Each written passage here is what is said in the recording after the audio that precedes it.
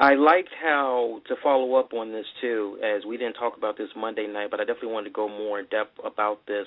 And Joe, you'll appreciate this because I actually sat up and I put some very good thought process into this little angle. But remember how we were talking about what needs to happen there with Alberto Del Rio forming a stable and all that?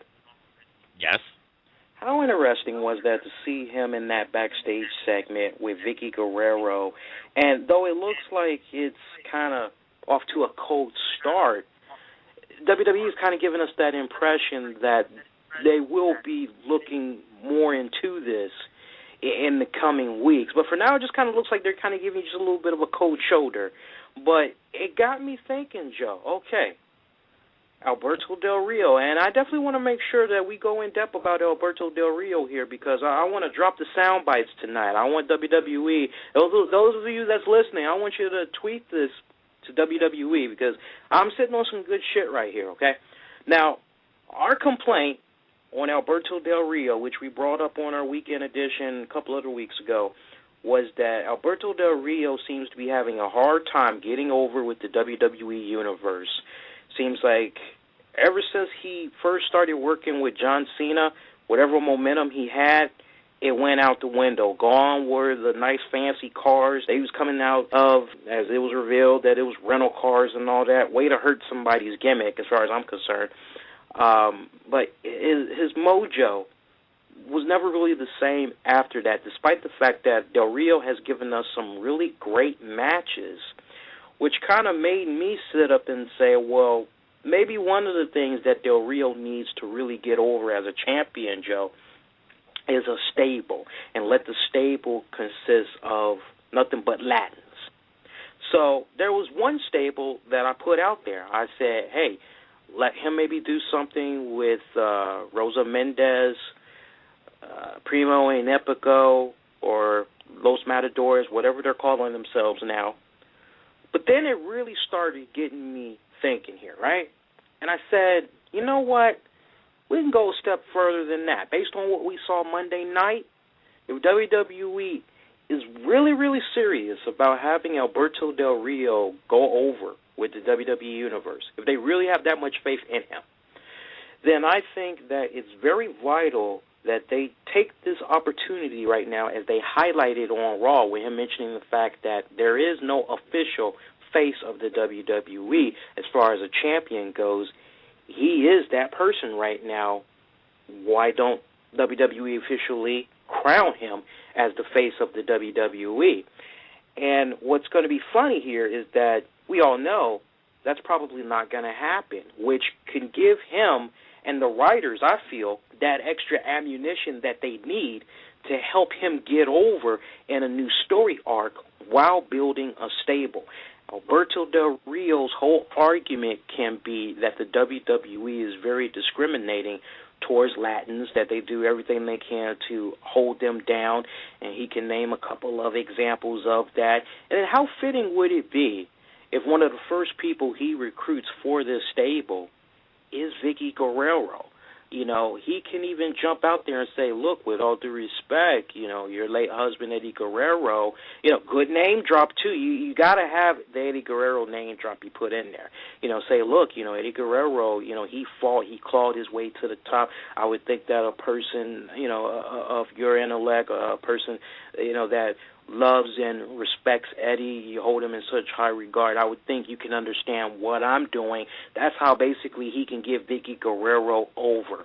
Rosa Mendez, I've not forgotten about her. Rosa Mendez needs to be part of that stable as well. There's two other people that I was thinking about that I have not seen on main WWE programming in a good minute, Joe, and that's Camacho and Hunico.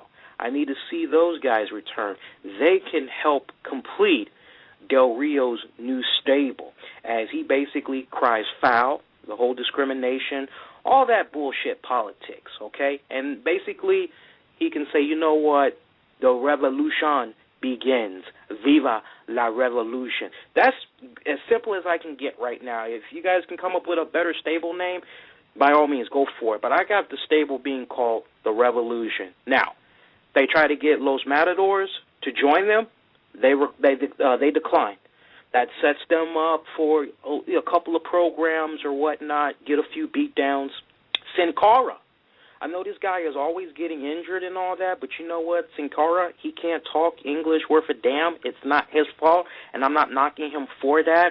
But I think he would be able to go over more as a heel. But then, again, he probably just wouldn't be able to go over, period. But I like the fact that he kind of looks like he might be an evil Power Ranger. So I would have him join Los Revolution, or the Revolution, okay?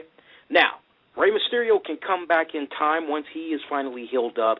He can actually partner up with Los Matadores, and that's how you can kind of have it go back and forth for a little bit. Now, there's a big equation that needs to be part of this, okay? And that person that I am talking about, as I'm sure many of you have heard, in less than 3 weeks, Alberto Del Rio is going to be taking on a returning John Cena.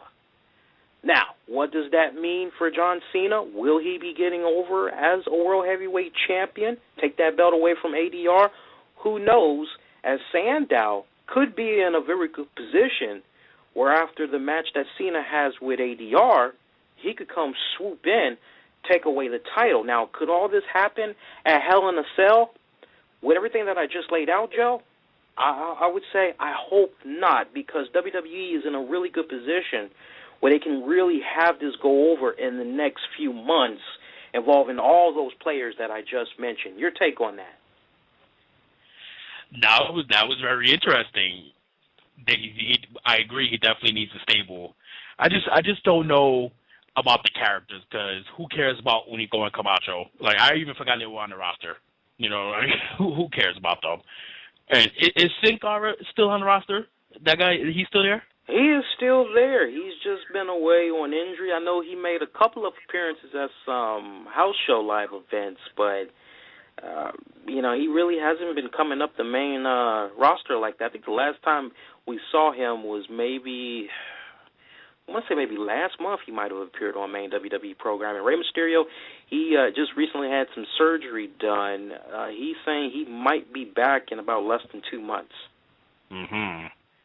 Yeah, you never know with Rey Mysterio. He was supposed to have been back, I feel like, years ago already, so you just never know with that guy. I wish he would just hang it up, to be honest with you. He's had an excellent career. He's a Hall of Famer.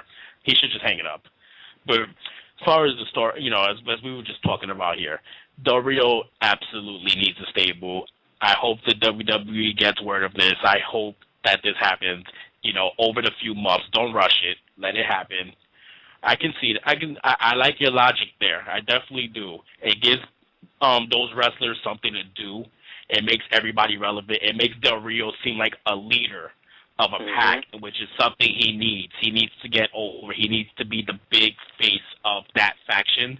So, yeah, that's a great idea to get him over, man.